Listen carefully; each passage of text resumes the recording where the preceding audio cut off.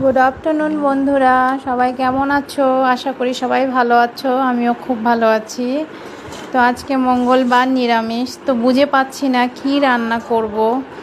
তো ভাবলাম বাড়িতে কিছু সয়াবিন আছে, ওটাই আলু কোয়াশ আর সয়াবিন দিয়ে একটা রেসিপি বানানো হলো, যেটা একটু মাটন টাইপেই হলো, ভেজ সবজি।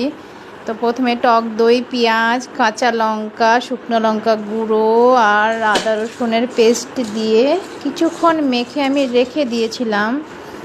তো কুকারে বানাবো।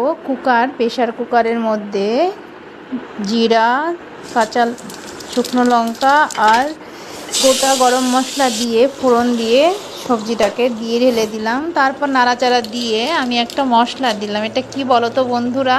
এটা হলো ম্যাগি মশলা। আর একটা সিটি দিয়ে নামিয়ে দিলাম।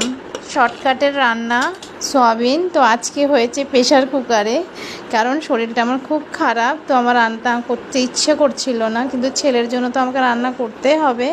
তো সয়াবিনটাই সব কিছু দিয়ে মাংসর মতো বানানো হয়েছে, যাতে ছেলেও ভালো খায়। তো কেমন হয়েছে বন্ধুরা বলো অবশ্যই।